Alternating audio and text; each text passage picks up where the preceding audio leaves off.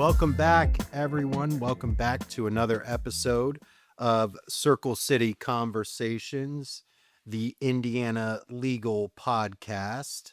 We are still here at our first stop, Team Green Law, first stop of the Cinco de Mayo Tour. And I am sitting here with Collin Green. We were just talking to your dad. Yes. Yes, Collin. Good conversation? Yes. All right. Yes, your dad is very entertaining. So, and I appreciate you coming on, Collin. Thank Absolutely. you so much. Thanks for having me.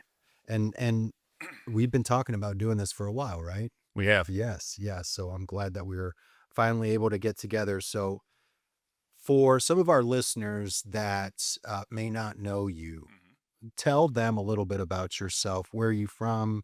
Where'd you go to high school, college, things like that? Born in Southern Indiana, Bloomington, Indiana. Maybe getting a little too far here, but the journey to Fort Wayne.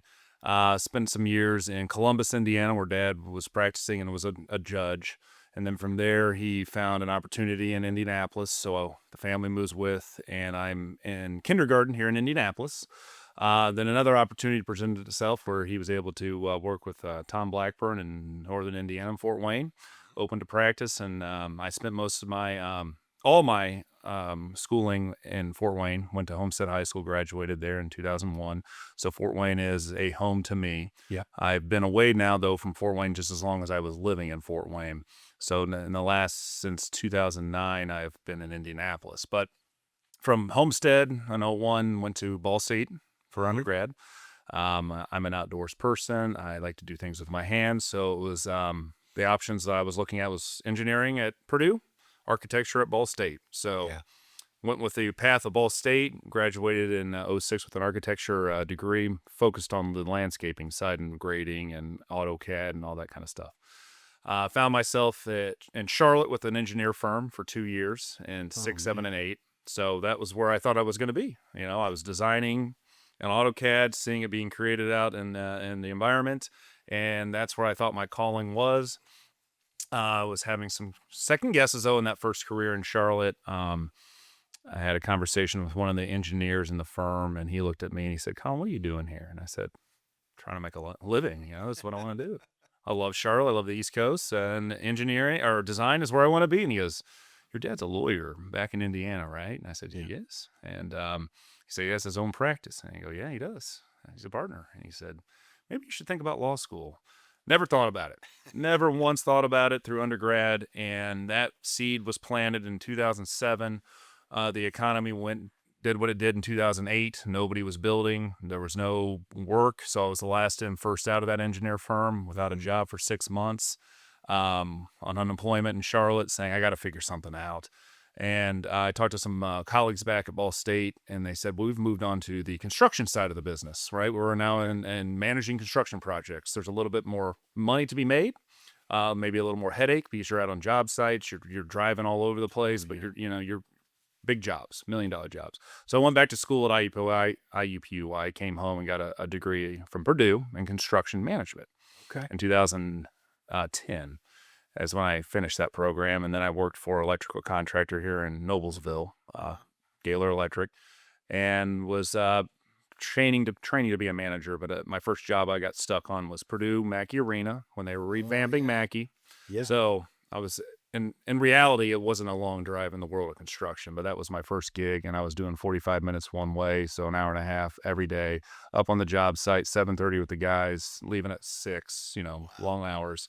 And bidding other work, right? As this is being built, we're bidding other work because that's our job, and we're bidding work outside of the state and chasing $1 million projects. And now I'm married. We have a house in Indianapolis. We're talking about children and starting a family in our late 20s. And I said, hey, Marie, my wife, I may be in Alabama for 3 years, if we land this job. Oh, wow. 2 or 3 years. So I'll be coming home on the weekends. That seed was growing of law because I wasn't through my master's program, never thinking I was going to go back to school. Told myself I could go back to school. Now I'm in a position where, I won't be home if I stay in this career. And I've been thinking about this law. So I sit down and talk to Dad, And this was probably 2012. Really had a hard conversation with him. And I said, "What is this about? You've never pushed me. You never guided me to like, kind of Mm-hmm. put me into the law. You didn't take me in for shadow days at the office growing up. You let me do what I wanted to do, and I appreciate that. But I think it's coming around full circle. I think I'm ready, right?" Yeah. So I talked to him, and he said, "Hey, kind of sucks getting in, kind of sucks being in, kind of sucks getting out. Yeah. But it's been great. I get to help people, right? And it's been great for for our family." And I said, "All right, I'm going to do it." I took the LSAT. I had to take a couple times, took a class, got Yeah. in, made it through, started a night program, trying to work. And I said, "I just can't be here for 4 years. I got to transition in today so I can just get the heck out of here." Right. And graduated at 32. We held off a family, and my daughter, who was 4 months old at the time, was at the swearing in, right? So Yeah. worked out. And since then, I've been able to work next to my father since 2013. I was doing interning through school, but out in 16 full time. So, had visions of where the firm would be and how the legacy firm would be growing Central Indiana South. And that's what my father and I were, planning for. That was our goal, to push that law firm and grow it south. Yeah. Different visions happened in between the partnerships, the partners at the time during that time frame, and I had just come in, and that led us to then eventually starting Team Green Law in 2022. So with 22. with our visions and our hopes, and we've been getting help along the way, and it's been a great journey so far. Yeah. We're hoping to build what we have, leave a legacy. I'm not going to push my children, but I want to give them an opportunity if they want to join and have a three-generational law firm. That's Yeah. the hope. So you grew up with your dad was a lawyer. Okay. You grew up around the legal profession, but you didn't necessarily take the straight path into the legal profession. Correct. Okay. So what was that like growing up with a dad who was a local judge, with a dad who was a local attorney, that would maybe walk down the street and see some people that he knew and they would stop, talk to him. So what was that like growing up in that atmosphere? The Green name was known in the Fort Wayne Allen County community, and that was an interesting twist because a lot of my friends, their parents, the name was not known, right? They're Yeah. not on TV or billboards or Right. whatnot. But I it was I appreciated it because his name was known for good, for Yeah. good reasons. Yeah. He was helping people get through some of their toughest times, as you well know. And they've always, my father and his ex-partner, I think it's still the same, but always had the mentality that, at the end of the day, it is about how much can we recover for a client, because we cannot turn back to time. We can't give time travel. They can't take that pain away, right? It's always going to be with them. So the only thing the law allows is recovery of money. And so the amount of money going in the pocket is the most important at the end of the day. And so as we do in this firm, we have a fair fee guarantee, or we're never going to take more than our client. Whatever it takes, we're going to cut our fee. And I think that also resonated in the community growing up, because they were the law firm that, treated people, as people, not just numbers, and running them through a system. And so, going into school, you're the kid that, you're Blypern and Green, right? You're the Green. I was like, yeah. Yeah. And then this is not law factor, but then my mom was an educator and she was a principal. So Okay. I had, you're the kid that has the dad that's on TV, and your mom's the principal, right? So sometimes I got some gruff for that, but no, Mhm. I did not like it. Right. It wasn't a burden. Right. Well, and because of that, because your dad was RT Green and your mom was the principal, you probably had to behave yourself. Absolutely. Yes. Yeah. Maybe maybe reminded, hey, your mom's the principal, right? Yeah. Right. And maybe a little bullying at times, but Yeah. made me stronger. Um, and so you started practicing law with your dad. You've done nothing but plaintiff's work since you started your legal career, correct? Yes, that's correct. And did you start up in Fort Wayne and come down, or were you down here in the Indy office the whole time? Here at the Indy location the entire time. Okay. That's kind of at the moment I moved back from Charlotte in 2009. My now wife, we were both graduate of Ball State. We met in 2002, so we've been together for, what's that math, 24 years. Oh, yeah. And yeah, we were out in Charlotte just as a couple. Yeah. We come back as a couple, and that was during the time where the economy is what it is. She was in property management. She helped manage leases at apartment complexes, and there was no work to be found when we came back. At that time, the firm had said, let's test the indie market. Let's just open a small shop, and we just need someone to man that or be in there and see how it goes. And so Marie couldn't find work. Dad said, we got this opportunity. Oh, yeah. You do this if you want, and when you find your opportunity elsewhere, you go and do your thing. And so at that time, I'm in my master's program. You've heard that story. So when I Yeah. get out of law school, my wife is still working with my father a number of years later. And I jump in with the hopes to expand, build Mhm. that name that had been around for almost or over 2 decades. So, and you're talking about your wife, Marie. What was she? What was her job? Was she a paralegal? She was, she had many The titles, everything lady? but She did it back in the all. day when we could, the plaintiff lawyers could send out mailers. Yeah. That was, I mean, see if we can get business. That was the hope, right? So she was in there sending mailers out every day, getting the addresses from the different Mhm. sources, and seeing if we could make it in Indianapolis because this is the biggest market in Indiana. Yes. And it was growing. And so then my father would come down maybe once a week to to work the cases that were down here. Yeah. And then it became twice a week.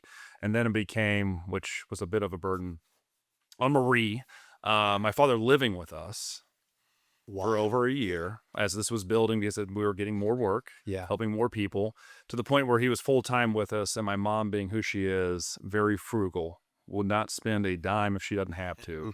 Says we're never buying a house in Indianapolis until A, I find a job in Indianapolis so I can move, Yeah. and B, we can sell the house. So thankfully, she was able to find a job. And this is year, I don't know, 14 months into dad living with us. And she was got the principalship in Avon North Middle School. Okay. And then so she goes, that checkbox is done. I'm moving down and living with you and your father and your wife and our dogs and your dogs. We're all going to be together until we can sell this dang house in Fort Wayne, which took another 6 to 8 months. Oh, So gosh. we had the whole family with us, and so they eventually found a house, and that's when things started really taking off here in Indianapolis for that firm. And I just, if we had to redo it again, just align those visions, figure out what that plan is early on, and it is Yeah. what it is. Yeah. I totally agree with you. And we've talked about this, both being members of CRISP. Like, I wish I would have done all this stuff a long time ago, you know, and imagine the position we would be in now. But I agree. yeah. A lot to learn. Yeah, exactly. So you have this business background, okay, more so than your dad. Possibly. Yeah. And you step into this legal arena after having worked in the real world, in a business setting. What are some of the skills and some of the things that you learned previously that you bring with you now into the legal field? So my first career in the landscape architecture realm, and I think all careers, there's an issue that needs to be Yes. fixed or Problem. find the solution. So that that was my first experience where there's a builder found it has a piece of land, and most of the builders we worked for were multifamily commercials, multi-use complexes. So it was a plot of land. Can we make money? So how many buildings can we fit on this plot of land? Can we get it graded? Can we meet all code for us then to be able to turn profit? So we were often given a plan, say, figure this out. And if we can figure it out, we'll go purchase and build. Hmm. So that was my first experience on problem solving in the real world, where it was not just small dollars, it was millions of dollars, right? Maybe not for our piece, but that's where it ultimately went. And then transitioning then into construction, which was a whole different can of worms when it comes to problems, because now we have many people working, right? And you have to be as efficient as possible. So you have, this big chart Yeah. for when you have to get your people out there, what time are they doing it, and when is this phase going to be done, right? It's a huge problem solving game. To be able to find just a bit of profit. I learned construction is very cutthroat, right? Yeah. It's bid. That project I was on was underbid. And then another guy about my age, we're managing the project from boots on the ground at the location, saying if you're not going to be able to find profit because it's so underbid, but that's what you need to do. Yeah. Like that's what you need to do, because if you can't do this, we got to find someone that can eventually. And so that literally put the flames to us, my experience when it comes to problem solving. But then when we transition into getting to practicing law, my father's it's a law firm. Yeah. It was always a law firm. As soon as I said business, I got shamed. Not ever say that. This is a law firm. I said, I understand that this is our goal, or our job is to help these people, right? But if we can't get the business side figured out, we're not going to be there for them. Yes. Yeah. And Dad, I would say maybe he has a business degree, so I don't know. But I knew I didn't know. So I started reading books, and it led me to CRISP, which is a coaching program. And I was told early on by my sister-in-law, who my brother married, who's in the world of banking. She says, Collin, you're going to need a business coach. This is pre-2022. I said, probably. I don't know what that is. I don't know what that means, but I hear you. And then later I find out, I probably need some help. And then I learned of this program, and I asked, who are the other law firms in Indianapolis using the service? Who's using you? Your name came up and a few others that I really respect. And I said, if they're doing it, I got to do it. And I've learned so much. I've learned that I don't know, right? I really had no idea. And so just in the last 2 years is really we've seen changes here, because we've been focusing on the business side of the law firm. And now I'm not getting shamed and yelled at when I do sometimes call it a business as well. So, and it is, we run law firms, but we run businesses too, because I've got people here, and you've got people here that rely on you. We've got people that rely on us, So, I want to talk a little bit about the father-son dynamic. Okay. Yeah. The gruesome twosome. So gruesome. gruesome for the insurance companies. So what's it like working with your dad? I'm sure he was asked that same question, and maybe I don't know what his answer is, but it has its highs and it has its lows. There has been times, and I don't know if he told this story, but because this is you have others that are in your law firm that are, counting on you to make this happen so they can support their families. And so we can then continue our good work for people that need it. And so we've maybe I'm ultra focused. I'm a micromanager to a bit. And so I just constantly ask and talk to him about the aspects of the law firm, where I think at times he just wants to just turn it off for a little bit, and not, I'm going home and I don't need to hear about it. And I'm just constantly, right? I'm in bed thinking about it. And so there have been times where, I bring up a topic and he said, it's just not happening right now. Right. I'm not going to do it.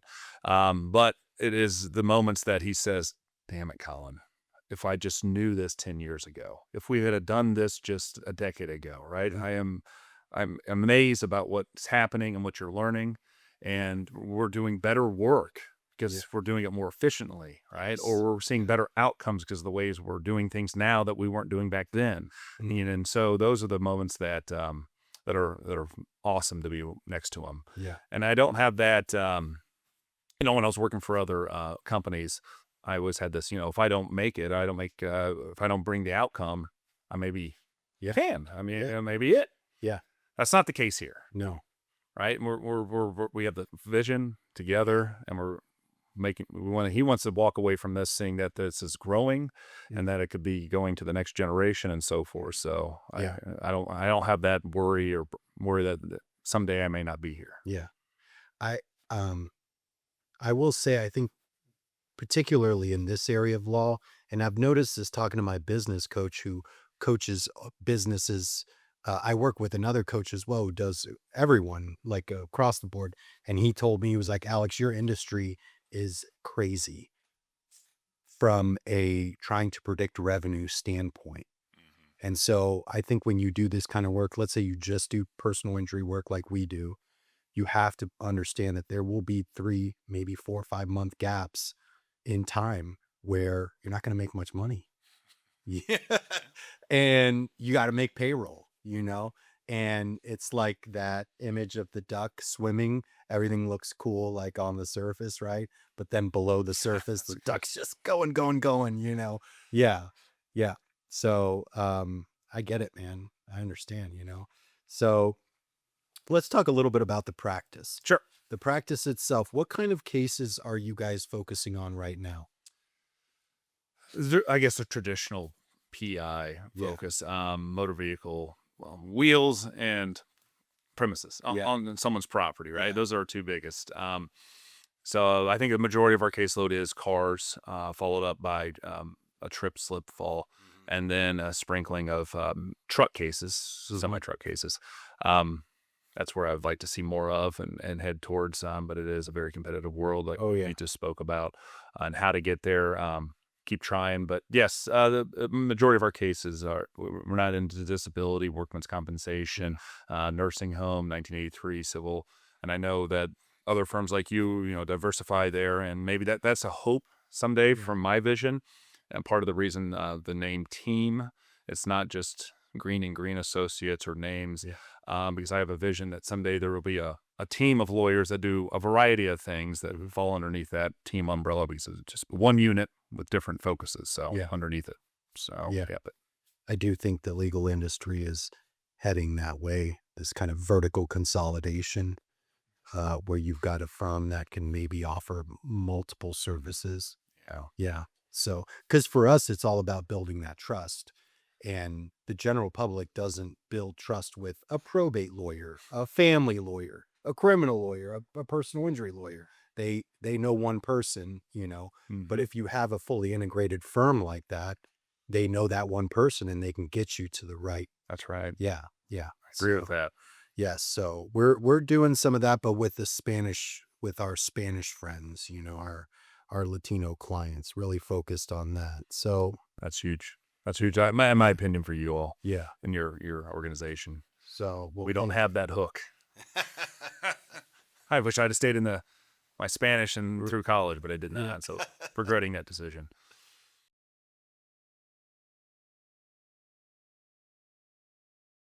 My family immigrated here from Cuba after Fidel Castro took over, and this government took everything from my family, and that attracted me to be a lawyer. Insurance companies can be like bullies, and they have a lot of resources behind them. Give us a call here at Hearst Limontes. We are protective of our clients because our clients matter and you matter.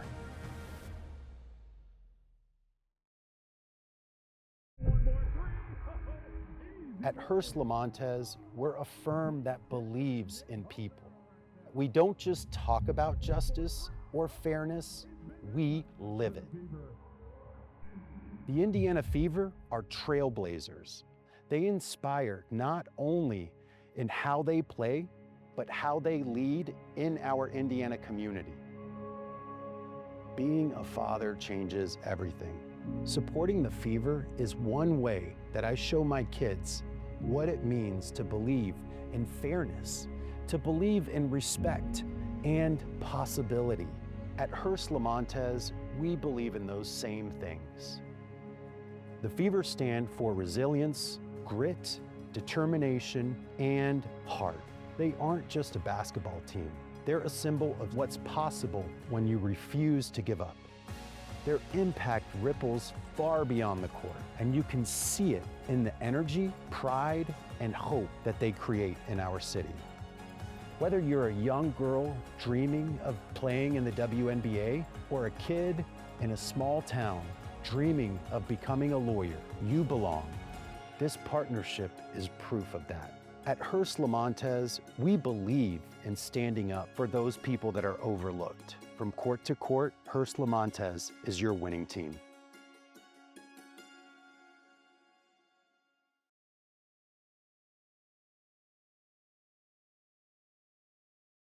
Let's go back to early on in your career, when you first started. What's something that you learned early in your career that you didn't expect to learn? That I did not expect to learn early in my career as a lawyer, correct? Yeah. Um, or maybe something that surprised you? Well, hearing from dad about the old days, Yeah. right? I think the practice, I mean, I guess everything changes over time. But my understanding is I'm in law school, hearing from him, who, again, was not the one that he didn't micromanage. He just gave me some general ideas of what it would be like when I came out. But going to be a lot of work, especially when it comes to trials. And when the trial comes, it's going to eat up your time, and you're going to have to put some of those other items onto the back shelf. So I had this vision that, there would be trials constantly, Yeah. right? And then I come out and the first thing I got to do, he throws me in a deposition trial by fire and then, make it through there. Start getting used to depositions. Then it's go to a mediation, right? And I learned more about this alternative dispute resolution, ADR, that this, practice of mediation. It makes sense, right? I get it, right? Both sides sit down, try to work it out before they have to go spend time in a courtroom that typically plaintiffs have no desire to do. I'm like, okay, this is, I'm seeing a lot of these resolved through mediation. And then over a 10-year period, I'm learning that majority settle. And as I read more though, and it's making me focus more and I don't want to use the client as a reason, to put them in a position to make the decision to go to trial. But I do say that the plaintiff bar in general, the plaintiff suite, and then there's books and people speak about it all the time, try more cases, right? And I agree with that. And so when I came out, not a lot of trials, still not a lot of trials, but I know we got to go do it. But I'm sitting there at a mediation with a client, and I say my job's easy at mediation when the number sucks. Yeah. They totally evaluated incorrectly, and I think trial is your option. Yeah. I know it is, Yeah. right? You have a better chance. But I am not at the law firm, a lawyer, or the law firm that says really spin it in a way that there is no other option. Yeah.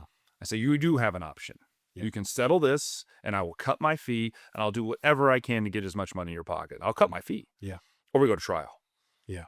Over 9 times out of 10, they just do not want my experience. They don't want to go, and I say, I appreciate, well, maybe not those words, but doing the best you can to get as much money in my pocket. I'm not going to trial. Yeah. And so I don't want to, push someone to go to trial without giving them the options. But yes, I think that's the biggest, as I am sitting here today, maybe not 6 years ago, it's just trying to figure out the practice, try to figure out how to get, a client from A to B and get them a solution. Resolution. But now I'm focusing more on which ones can we go test that insurance company on. Yeah. And I know you've done quite a bit of that in your career. So I commend you on that. And I would like to do more of that. Yeah. Thank you. So I want to ask you a little bit, and I've known you for years now, and I've seen you grow. I've seen you grow in your understanding of professional relationships.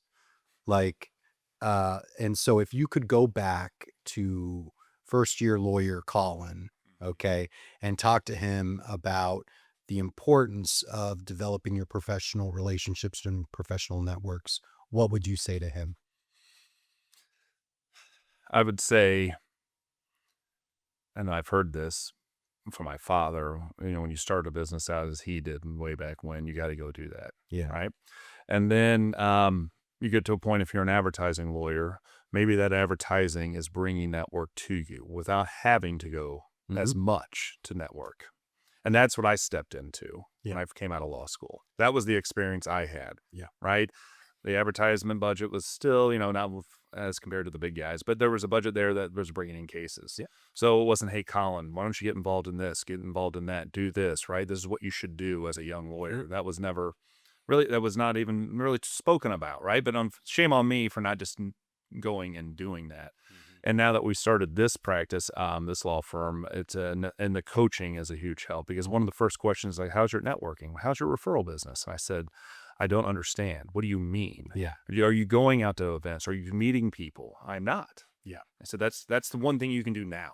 It's not going to cost, it costs you time, Sure. maybe a little bit of money to go to some of these events, but go and do it. Yeah.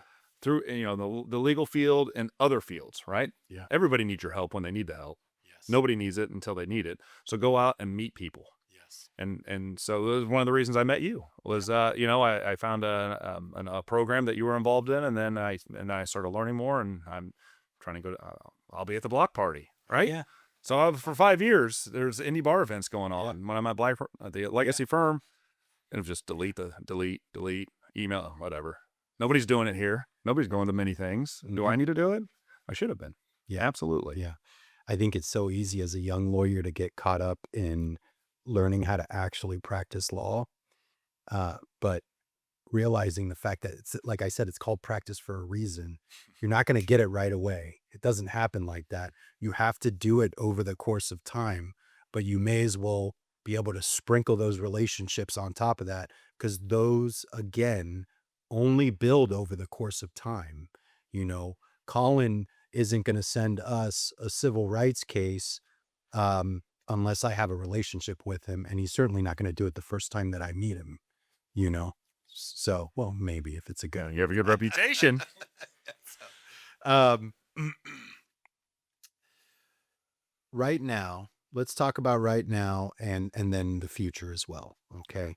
So what are you focused on uh getting better at right now? From the law side, strengthening the skills in the courtroom. Yeah, absolutely, because that's only going to help this firm to show the insurance companies we're able and willing, and then maybe we get evaluated a little differently when Right. when the claims and cases do settle before lawsuit or at a mediation. From the business side, um, it's um, it's God. And I think you've spoken about it privately to me. I spend more of my time, well, not more, a good amount of my week on how are we going to get out in the public and have our name recognized. So they call us. At least we're one of the calls that they're trying to juggle if they're doing due diligence on lawyers. I want to be on that list, right? And how do we get our name out there? How do we get this new law firm's name in the people's mind? And that's where we, through the coaching, hired an internal marketing person that's helping us, Devin, here in the room, and he and I meet every week. And then multiple times during the day through the hallway, bouncing ideas off on how to, Yeah. content, social content. What are we doing with our website? SEO, GEO. We've talked about this, and that is just one of my bigger worries because if we aren't getting the calls, then we're just not going to be here. That's just as simple as that. Yeah. And we're not going to be here to be able to help and give our service, what I think we give a premium service, maybe compared to other competitors. And it is about how much we can put in our client's pocket, and we do everything we can. So I think that's what's one of the things that stands us apart from others. But yes, that is what my daily, and my wife, I love her to death, and I hope she stays with me because I come home and I can't. It's hard for me to shut it off Yeah. because I'm worried, right? I'm worried that we won't have the business to support who we have and then grow this. Yeah. And I get reassured. Yeah. And we project, and Correct. we have tools that we have learned about and we're using, and I can project out, and I have a good understanding where we're going to be this year, next year, and the year next. Well, really 2 years. So I'm okay. Yeah. But if I'm not bringing in the work now for that 12 to 24 months down the road, that's Mhm. where I worry about. Yeah. I think even Michael Mogul said it on his podcast. There's a sense of a lot of entrepreneurs and business owners have a sense of paranoia. You know what I mean? Always worried about the next business, the next where's the next dollar going to come from? You know, how am I going to keep this thing open? You know, but I think that it's good to have that a healthy sense of that. You know, If I yeah, didn't, I think it would just be coasting right, right, and and hoping. yeah, and certainly not growth oriented. Yes. You know, so I want to talk to you. You guys made this shift from seven-figure plus TV advertising, billboard advertising, more traditional lawyer advertising that you see. You made that shift to supporting smaller local sports teams, focused heavily on digital, hiring someone in-house instead of farming it out to a marketing agency. Yeah. Okay. What are some of the benefits that you've seen from making that shift? Another question from the business coach was, "What are you doing with the community?" Mm-hmm. So I'm too dang busy. What do you mean? Yeah. Right? And having then focus some of that energy on the community, we're doing it, and it has a better rewarding feeling than Yeah. just saying, That's good. Hey, you're the kid that has the dad on the back of the bill or the phone books, right? That was another thing growing up. Your dad's on the back of the phone books. And now it's we're helping not only the sports side but for the military side. I did not serve. My father didn't serve. My grandparents served. My great uncle served. So they're that's important in our life, the Green family, and we're supporting a military group out of Fort Wayne, Closer Joe's, to help the Mhm. need the military veterans or the active military that need help. And then here at HVAF, I said HVAC the other day, Oh man. which is I apologize, right? But HVAF here in town, and we're going to join their stand down here in September. I think it's in September, right? And then the stand down in Fort Wayne, Allen County in November. No, November. And so, being able to donate our time and some resources to help the military or the veterans it's been emotionally rewarding. Yeah. And I think that also projects out on social media and whatnot because that's a Yeah. big topic for a lot of people and thoughts. And then from the sporting side, it is not maybe as rewarding, but I do feel just as rewarded. But because we're paying for a sponsorship, we're giving money to an organization, but we're doing so with and trying to manipulate that contract early on. Yeah. Can we get tickets as one of them? And we go to this maybe not the big dogs here in Indianapolis, the Pacers and the Yeah. Colts, Yeah. because our money I can't get it. But can we get tickets then to give away to the community to maybe where someone is unable to maybe afford or go to these sporting events and then they have that opportunity. Yeah. So we do that with the Comets as a good example up in Fort Wayne with the hockey. It's team of the game where our sponsorship dollars brings a whole team, and it does not have to be hockey. It could be from last time I was there was a softball team, softball, right? And it was the whole team was able to come because of our sponsorship dollars. Then Comets goes out and finds, and you can put your name in a hat for your team, Hmm. gets drawn, and you get to go to a sporting event, for no cost. Yeah. And it gets them to experience that because sports and athletes, as some here in this room, was a big part of my life, Hmm. as yours.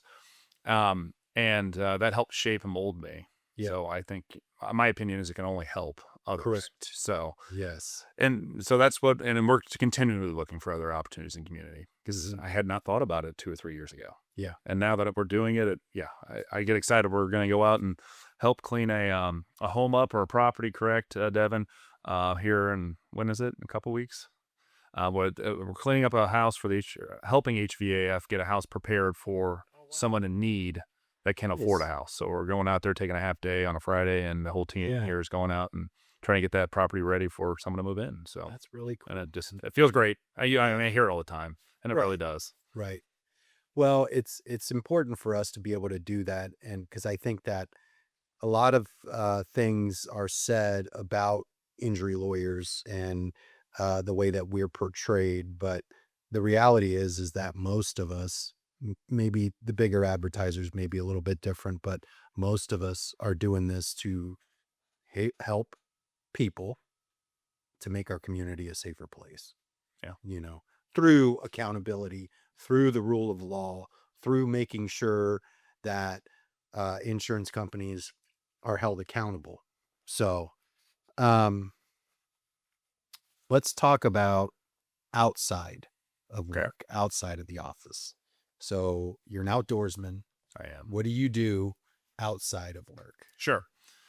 So nature, I'll get to that. 2 kids now, 8 and 9. Not as busy as your household, but sports again. Sports are big. Oh, yeah. So soccer, and we're seeing spring session of basketball. I help coach basketball in the winter for my two, my George and Raylan, a girl and a boy. And as my grandfather coached my father and my uncles, and my father coached me in AAU ball, I'm coaching my children, right? Yeah. And so that consumes a lot of time during the winter time. We're getting to that point now where I got to maybe find a league for more competition, right? Nowadays, if you're not stepping up the game at a young age, Yeah. if that's really what you want to do as if Yeah. George seems to be very interested in basketball, we're shooting every day. I didn't have to, but I put a court in the backyard, just a half court, put a hoop Yeah. up because our driveway isn't conducive for a hoop. And I said, Yeah. if we're going to continue with this and he wants to do it, Yeah. we got to have a hoop in the backyard. Yeah. So we got that done last spring. So sports outside of work, Yeah. and then the nature outdoors part. There's always been a family farm Mhm. in the Green family. Originally, where the Greens are from, Madison, Indiana, across the river. Beautiful. Love Madison. But there was a farm in Milton, Kentucky, 280 acres that the Green side had, from Grandma Green's side. born on the property, died on the property. My grandparents retired, built a house on the property. There was 40 head of cattle, little beans, corn, and tobacco. And so that was always there as a child. We'd go down from Fort Wayne, 4.5 hours down, try to make it, quarterly. And it was whatever you could do outside. We had a four-wheeler. I was jumping on a tractor as a young kid, mowing grass for grandpa, helping with the cattle, getting them banded, putting them in trailers to ship them off to market. Just what a lot of Indiana understands, right? There's a lot of farmers, and I just loved it. I loved it, and I was the kid that I'd get up, get on the four-wheeler, crack of dawn with my 22, head out to the woods, come back with 5 squirrels. I just loved hunting and fishing. And there was a pond there, and so today, that farm is no longer. The grandma and grandpa have passed. It was sold. Split amongst the boys, dad and his 2 brothers, and then my father said, I can't live without that. So he found property in southern Indiana close to where my mom grew up. And that's where our family farm is now. And so I get to I have an opportunity to take my children down. So they have 4-wheelers. We have a pond to fish in. They're not hunting yet, but we're learning the safety of gun. And we're going to go down Memorial Weekend. And I said, George, you want to work on shooting the rifle again at 22, right? Yeah. And he said, yeah, I'm excited for that. So that's my escape. I get away from the city, the busy city, go out into the country and feed that part of me. And then we also habitat and animal. We really enjoy creating habitat. So we're part of some CRP programs on the farm where we leave some of the field for nature. And we try to, I want to see more turkey. Dad would like to see quail again in Indiana, but I think that may not happen. But we do raise quail and release them to train dogs as well. But deer population and predator control, that's all stuff I try to do throughout the year as well. Yeah. So I love it. Awesome. If you could give advice to someone that is just now starting law school, what would you tell them? So I was given advice that I did not listen to, and it probably would help me today. That is, don't go work for your dad right off the bat. Go learn from someone else. And I would have that recommendation to anybody. I mean, at least go out and try to get an internship early on. Mm-hmm. Work for a lawyer, and maybe work for a number of different lawyers, different types of law. Get that experience. Like you said, go out and start your networking early. Go meet people. Don't just, like I did, go to the law school. But I almost had to because I did not have the highest IQ, right? It took some work, as everything has done in my life. It takes work. Then nothing just comes easy, super easy. So I looked at it as a job. I would show up at 8, leave at 9 if I had a night class, right? And I just stayed there and just studied. And I needed that, but maybe I should have been going and doing some of the extracurriculars that the law school provided, right? Go out and meet some people, meet some judges, meet some lawyers. I didn't do it. Yeah. I wish I would have, because I probably would have been that further ahead today. Yeah. And I agree. I wish I would have started relationship building in law school. So, yeah. I was terrible at that. I mean, I had friends in the law school. Right. That they're practicing, and it's helpful, but I wasn't meeting, real lawyers at the time during law school. Yeah. Well, Collin, thank you so much for being here. I appreciate it. Or actually, thank you so much for hosting me, not being here. Well, thank you for coming here. Yes. Yeah. And what a cool showcasing our mural. Yes. Who's your wall? Yeah, this is such a cool room. So thank you so much for being a guest on the show. I appreciate it. And next time we'll do the fireside chat in the basement with some bourbon when it's not 10 o'clock in the morning. So thank you. Thank you so much for tuning in to another episode of Circle City Conversations. Be sure to subscribe so you don't miss out on any future conversations.